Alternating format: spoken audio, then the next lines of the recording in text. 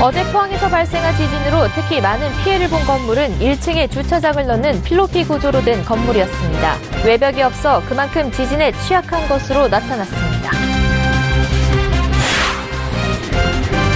이번 지진으로 건물이 부서지거나 차량이 파괴되는 피해를 입은 경우가 많은데 각종 보험으로 보상을 받을 수 있는지 알아봤습니다. 김동연 부총리 겸 기획재정부 장관이 지진 피해를 입은 포항을 특별 재난지역으로 지정할지 검토하겠다고 밝혔습니다. 정부의 정책에 따라 신재생에너지 사업 규모가 확대될 것으로 예상되자 시중은행들이 관련 금융지원과 투자에 나서고 있습니다.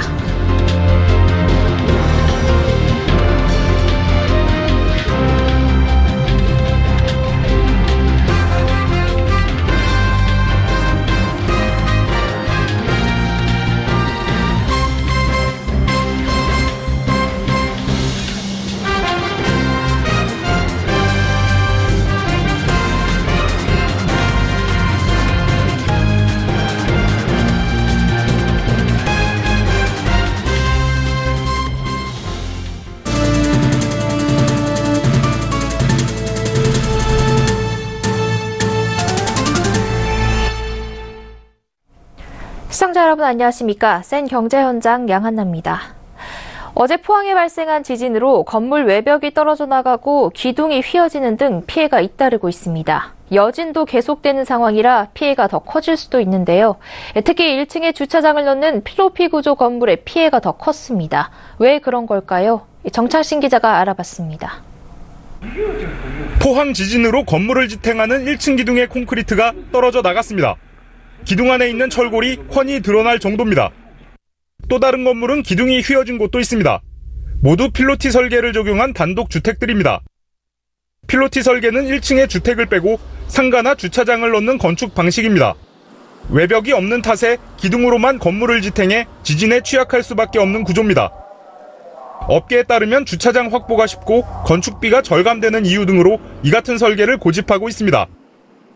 흔히 상가주택이라 불리는 점포교명 단독주택의 경우 한 층 면적이 132제곱미터가량 됩니다. 건축비는 3.3제곱미터당 400만 원 정도 하는데 한 층 건축비는 원투룸 등 임대 목적으로 지을 경우 1억 6천만 원의 공사비가 들어갑니다. 주택을 넣지 않고 필로티 방식으로 지을 경우 공사비는 8천만 원, 비용 절반을 줄일 수 있다는 뜻입니다.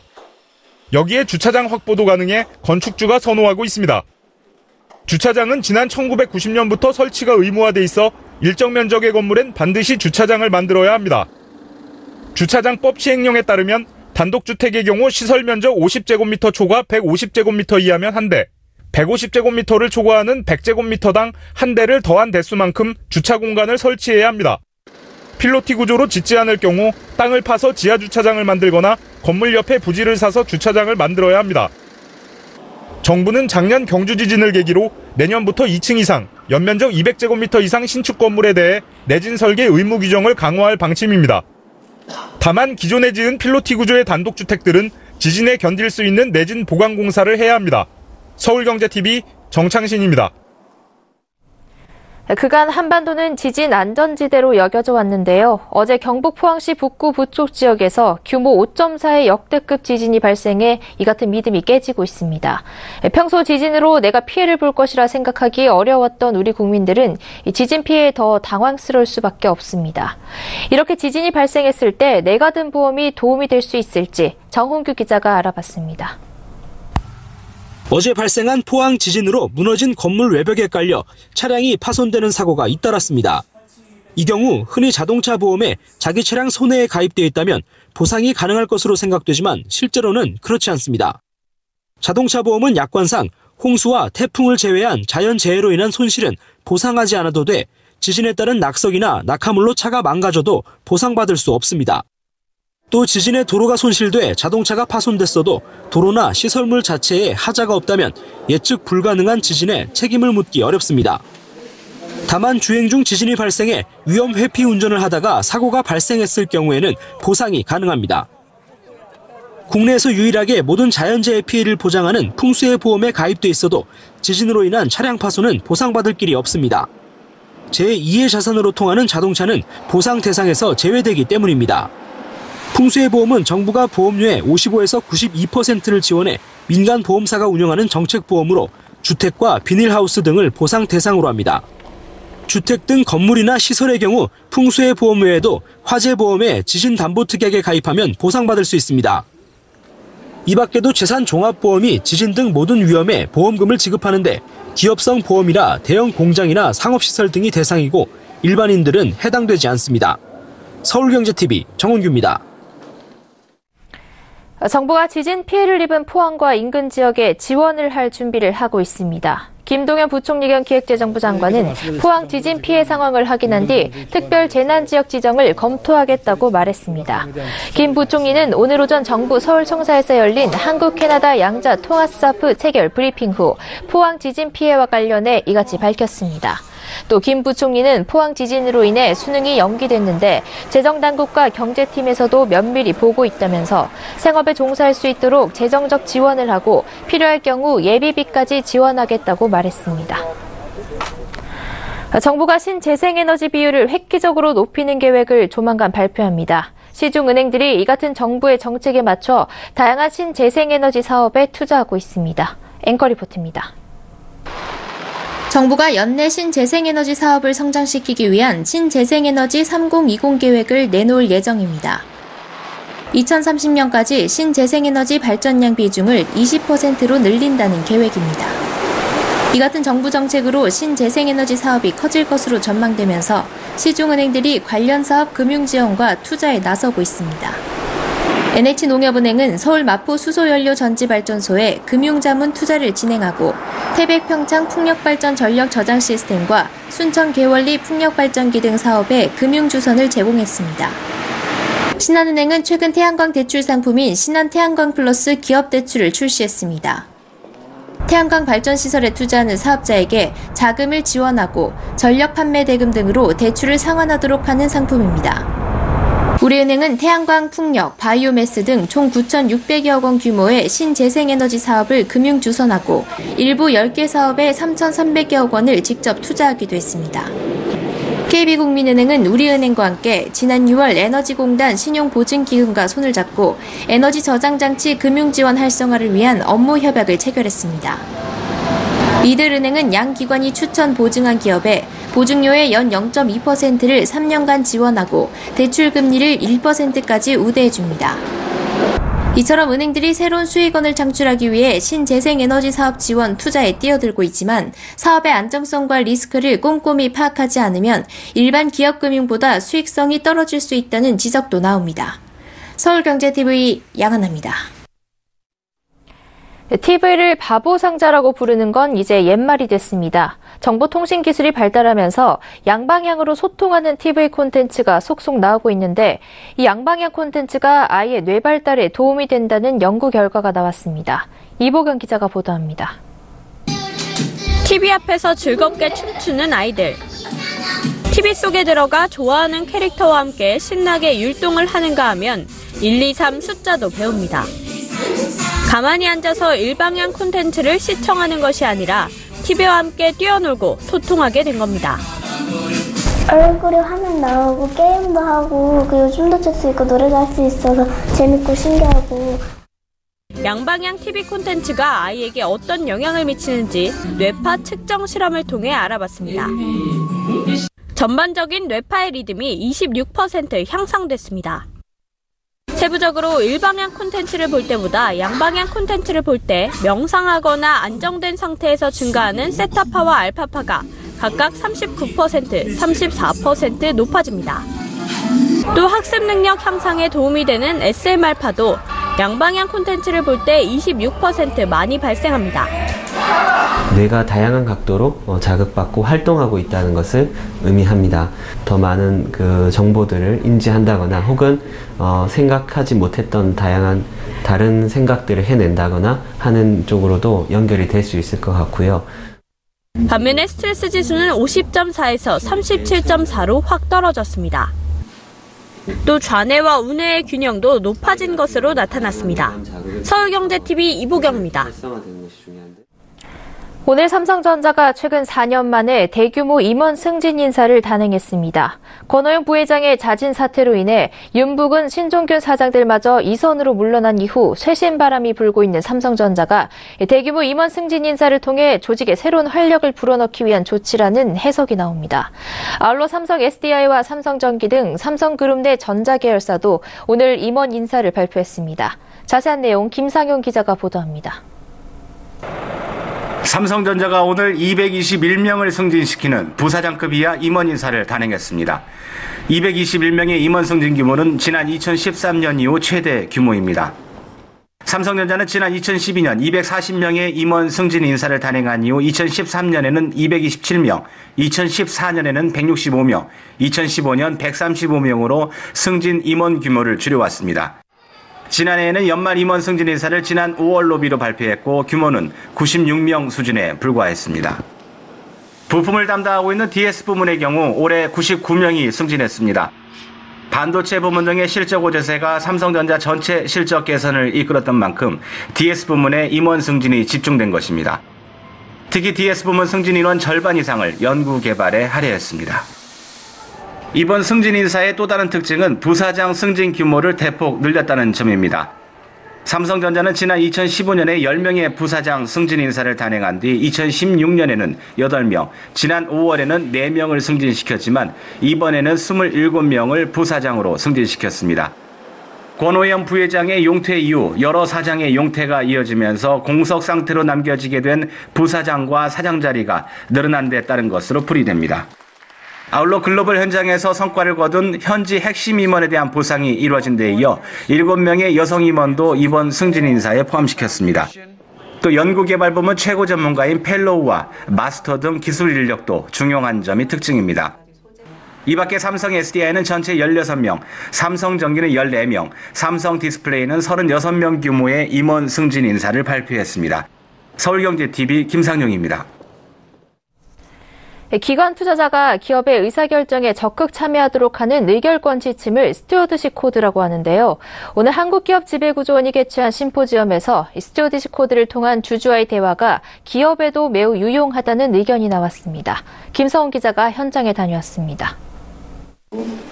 한국기업지배구조원은 오늘 창립 15주년 기념 심포지엄을 열고 스튜어드십 코드 도입과 ESG 강화 기조에 대한 기업의 대응 방안을 모색하는 자리를 만들었습니다. 심포지엄 축사를 맡은 정지원 한국거래소 이사장은 스튜어드십 코드와 ESG 강화를 통한 기업 지배구조 개선의 필요성을 언급했습니다. 지배구조뿐만 아니라 환경, 사회적 책임을 다하는 기업은 우수한 경영 투명성을 바탕으로 의사결정과 자원 배분이 효율적으로 이루어져서 주주가치 향상과 투자자 신뢰 확보를 해나갈 수 있을 것입니다. 스튜어드십 코드란 기관 투자자가 기업의 의사결정에 적극적으로 참여해 기업의 지속가능 경영과 주주이익 확대를 돕는 의결권 지침을 말합니다. ESG는 환경, 사회, 지배구조를 뜻하는 영어 단어의 약자로 기업이 환경을 보호하고 사회적 책임을 다하며 건전한 지배구조를 갖고 있는지를 평가하는 지표입니다.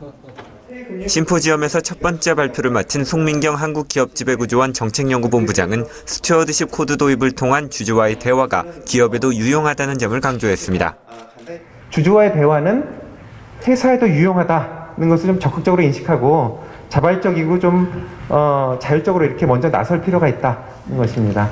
사후 약방문격으로 하는 것은 효과가 좀 떨어진다는 선제적인 노력이 중요하다는 것이고요.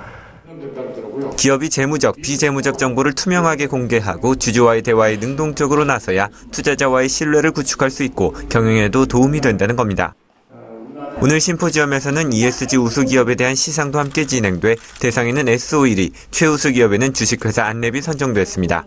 서울경제TV 김성훈입니다.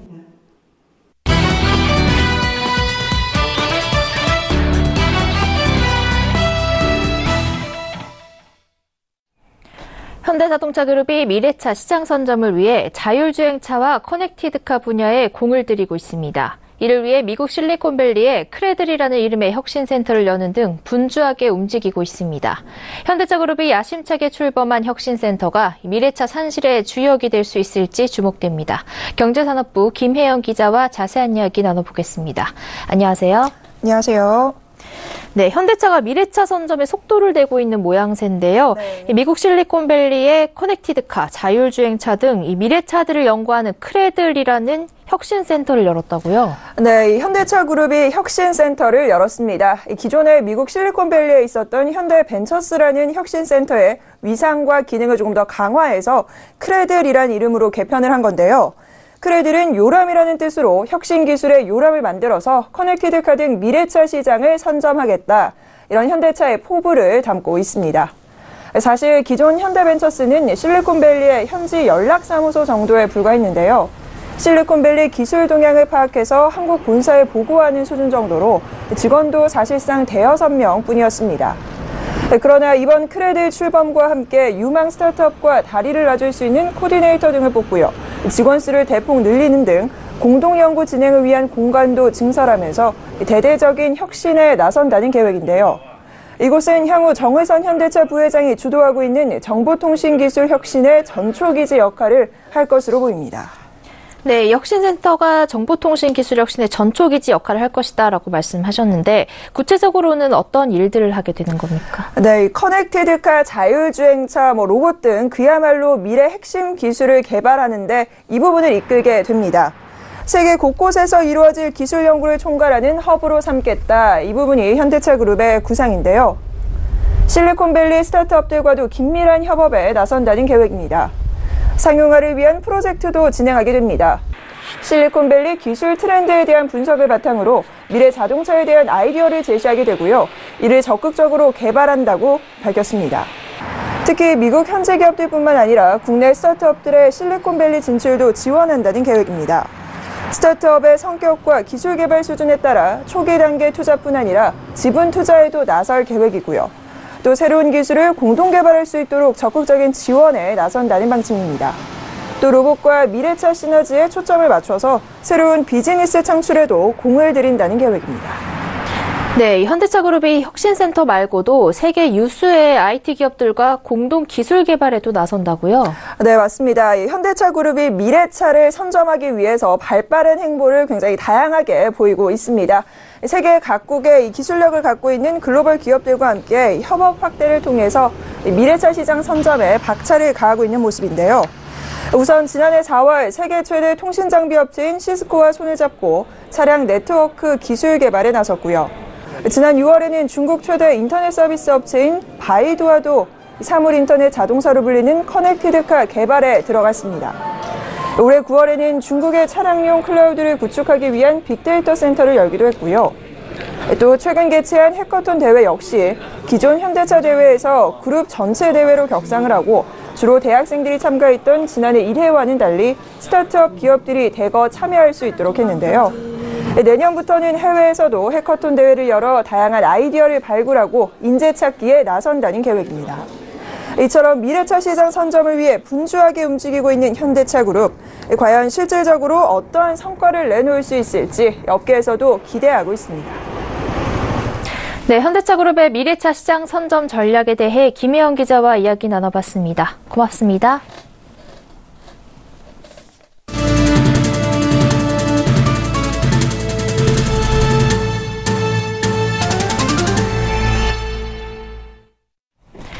반도체 부품 기업 메카루가 오늘 IPO 간담회를 열고 2022년까지 매출 1조 원, 영업이익률 30%를 달성하겠다는 목표를 밝혔습니다. 지난 2000년 설립된 메카루는 반도체 장비와 관련 부품, 화학 소재 개발, 제조사업 전문 기업으로 다음 달 6일 코스닥 상장을 앞두고 있습니다. 메카루의 주요 제품은 반도체 제조 공정 중 방막 증착에 사용되는 화학 물질인 전구체와 실리콘 웨이퍼의 열 에너지를 균일하게 공급하는 부품인 히터블록 등 반도체 산업의 필수 소모품입니다. 메카루는 국내 최초로 히터블록 국산화에 성공해 현재 시장 점유율 1위를 기록하고 있고 SK하이닉스, 삼성전자 등의 협력사로서 제품을 공급하고 있습니다. 메카루의 올 3분기 누적 매출액은 757억 원, 영업이익은 306억 원, 당기순이익은 233억 원으로 작년에 비해 매출액은 57%, 영업이익은 888% 증가했습니다. 이재정 메카루 대표는 반도체 제조 공정 내 핵심 요소인 전구체와 히터블록의 수요는 꾸준히 늘어날 것이라며 코스닥 상장을 계기로 글로벌 IT 핵심 부품 소재 선도 기업이 되겠다고 밝혔습니다. 있습니다. 메카로의 공모 희망 밴드는 25,000원에서 3만 원이며 오는 27일에서 28일 청약을 진행합니다. CJ 대한통운이 중국의 첨단 물류기술연구소를 개관하며 급성장하는 현지 물류 사업의 경쟁력 강화에 나섭니다. CJ 대한통운은 오늘 상하이 자딩구 소재의 중국자 회사 CJ 로킨 본사의 첫 해외 연구개발 단지인 TS 이노베이션 센터 차이나 개관식을 열었습니다. 이번에 문을 연 TS 센터는 연면적 480제곱미터, 2층 규모로 첨단 물류 장비와 신기술, 솔루션 개발, 현장 적용 테스트 등을 수행합니다. 새로 개관한 센터는 CJ 대한통운 종합물류연구원과의 협업을 통해 분류와 패키징, 관제 등 물류 분야에서 중국 특화 기술 개발에 나서게 됩니다. 이어 중국 현지 상황에 맞는 컨설팅과 마케팅을 통해 신규 고객을 유치할 계획입니다.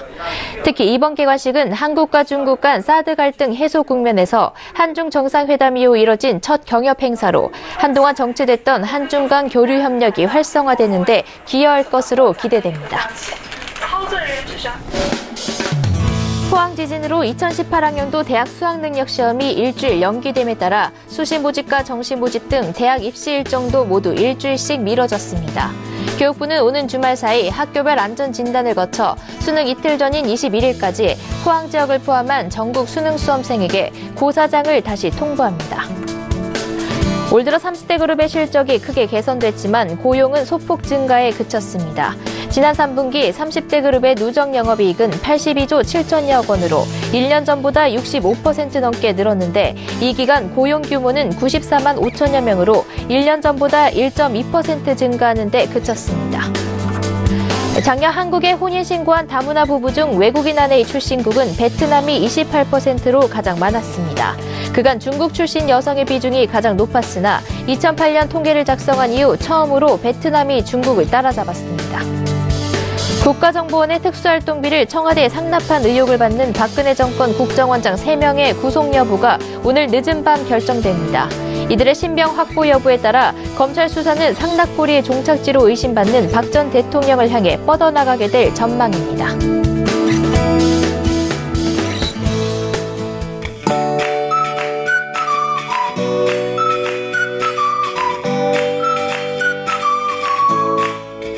안녕하세요. 케웨더 라이프스타일 예보 허수진입니다. 밤사이 겨울이 왔나 싶을 정도로 오늘 아침에는 와닿는 공기가 매섭게 느껴지기도 했는데요. 낮이 되면서 기온이 오르긴 했지만 여전히 공기는 초겨울 못지 않습니다. 차가운 공기 속 하늘은 대체로 맑은 모습을 보이고 있고요. 또 대기질도 양호한 수준을 보이고 있는데요. 하지만 내일은 하늘 표정이 급변합니다. 내일 아침 제주도를 시작으로 저녁부터 밤사이에는 전국으로 비가 확대되겠는데요. 예상되는 비의 양은 제주도에 10에서 40mm, 전북과 경북은 5mm 내외가 되겠고요. 이 밖에 전국은 5에서 10mm가 되겠습니다. 한편 기온이 낮은 강원 산간과 일부 내륙에서는 눈이 내려 쌓이는 곳도 있겠습니다. 내일 우리나라는 동해상에 위치한 고기압의 가장자리에 들다가 점차 서쪽에서 다가오는 기압골의 영향을 받겠는데요. 이어서 자세한 지역별 날씨는 나절 예보로 알아보겠습니다. 중부지방 점차 흐려져 저녁부터 비나 눈이 내리겠습니다. 기온은 오늘보다는 높겠지만 여전히 평년 수준을 밑돌면서 춥겠습니다. 동해안 지방도 점차 흐려져 비가 내리겠습니다. 또 기온이 낮은 강원 산간으로는 1에서 3cm가량의 눈이 내려 쌓이겠습니다. 남부지방 역시 비 소식이 있고요. 또 경북 내륙 산간과 지리산 부근에는 1cm 내외의 눈이 내려 쌓이는 곳이 있겠습니다. 해상으로도 비나 눈이 내리겠고요. 물결도 대체로 높게 일겠습니다. 토요일에는 충청 이남 지방에, 일요일에는 충남과 호남, 제주도에 비나 눈이 내리겠습니다. 또 주말 동안 강추위가 예상되는데요. 특히 일요일 아침 서울의 기온은 영하 6도까지 뚝 떨어지겠습니다. 주말 계획에 참고하시기 바랍니다. 날씨였습니다. 센 경제 현장 여기까지입니다. 시청해주신 여러분 고맙습니다.